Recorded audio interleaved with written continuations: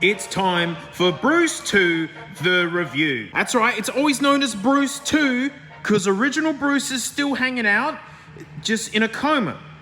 A coma that I could fix him at any time. Mate, she's been over a year since I've had this, and this is a 2013 VF Commodore Ute, like the last of the Aussie built guys, mate. Nearly all the Holden Commodores were just some sort of reskin of like an Opel German thing with like different engines put in it.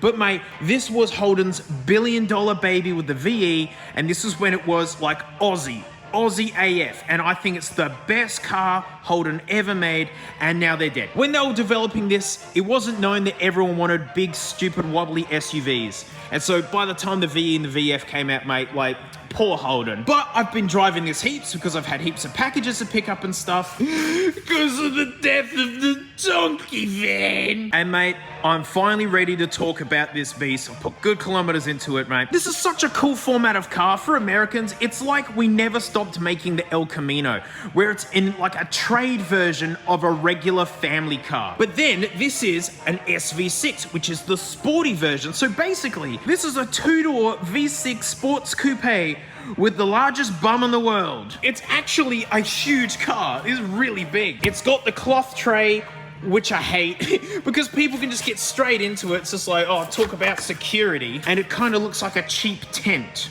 Not very sporty, but the benefit of it is you can just rip it off and have really tall stuff in it, which I've done lots of. There's some things that this guy can take home that the donkey van can't. And I bought this off an old mate. It was actually being used to ferry around treadmills. So it was doing proper heavy work. Get the gate down. I love how there's cup holders in the tailgate. And you betcha, mate, this is a quality seat. Oh yeah. That's the business. Interior-wise, mate, this rivals a brand new car. Look at this. It's epic. It is beautiful. This is 10 years old. Like, it's really, really, really nice. These seats look epic, but they're actually really firm, but in like a kind of crappy way. And it's got electric adjustment, but then it's like crappy ratchet style this, which means it's always one gear cog away from where you really want it. And you gotta pull it and slide it yourself. All the electric does is like slide up and down. It's actually really dumb, Holden. Beautiful clocks in front of us. They're really nice, I dig it. Cromulent cup holders with little extra bits that hold stuff. You can see I use it a lot. Of course, everything has to beep. It's a GM product. And the worst entertainment unit I've ever graced my stupid fingers. I hate this thing. It is awful. And I have friends who have one of these as well, and we all agree this is the worst part of the car. Oh, because I love shifting into reverse first thing in the morning to leave and just having it scream at me. All right, you ready? What? Who wants that? Shut up. And the parking sensors are literal junk. Like, according to this car, this cannot fit in my garage. Yet I pull in and out of it every stinking day. And worse, I actually hate all of the temperature fan controls and things because it's got to go through the computer. It's trying to be too smart, like it's using temperature sensors and things. You know, if I set it to like 21 degrees, it'll either blow boiling hot or freezing cold depending on what the outside temperature is. I actually prefer old school cars where it's just like a hot and cold slider, aircon on and off, and how hard you want the fans to blow. That's all it needs to be. And the Bluetooth. Oh gosh, the Bluetooth. If I actually want to hook my phone up to this for phone calls, which is actually a terrible idea, which I'm learning, because the car speakers basically reverberate outside of the car. Like, how many strangers' phone calls can you eavesdrops on? But if you hook up your phone to Bluetooth, what it'll do is steal your Bluetooth signal whether you've got the radio on or off. Like, this is off at the moment. If you turn it on, oh, shut up. Even if it's off like this, it'll steal your Bluetooth, and then when you have a phone call, you'll just hear nothing. It'll just be off to nowhere. Yeah, it's just got a few Ks, but, you know, a few Ks. So, this is like a 3.8 litre V6, something amount of speeds auto. And, the V6 makes good power. It does. It's like 280 horse or something. But it doesn't sound good. It doesn't feel good.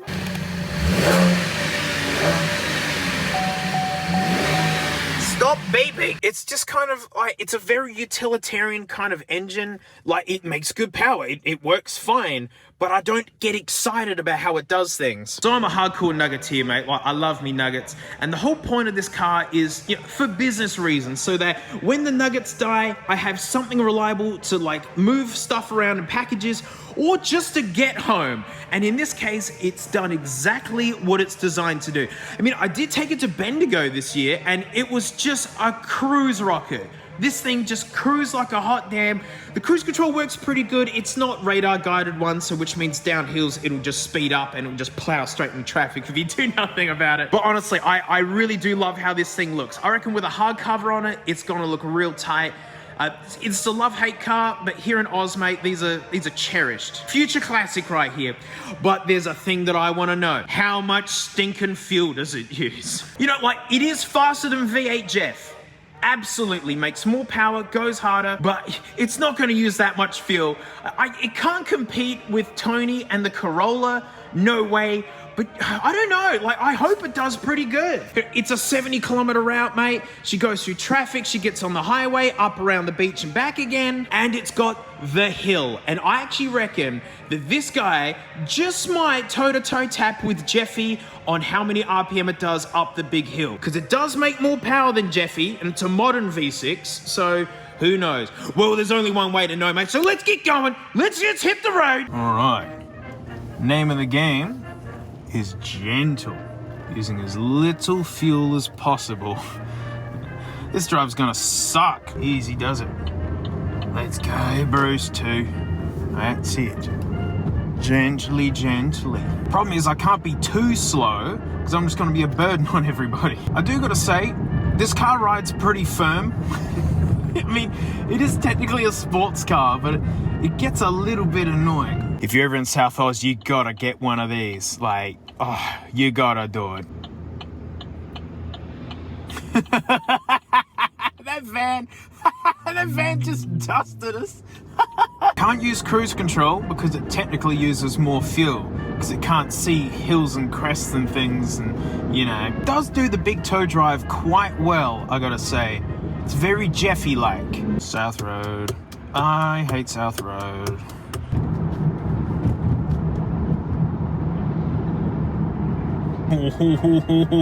Righty, matey, we're getting close to the expressway. Time to kiss her up to 80. Come on. Trying to use as little pedal as I can. There we are. She do the big toe good? Yep, under 1500 RPM to do 80 k's an hour. That's pretty cool. Right, time to kiss her up to 100. Here we go, Hungy time. Hungy. That's it. That's it. Easy does it, mate. Easy does it. Oh yeah, she cruise. Uh-huh. This Speedo's slow by like a kilometer or two, so alrighty, here's the hill. Right, the big test. Come on, Brucey. No, Bruce had to kick back. He lost straight away.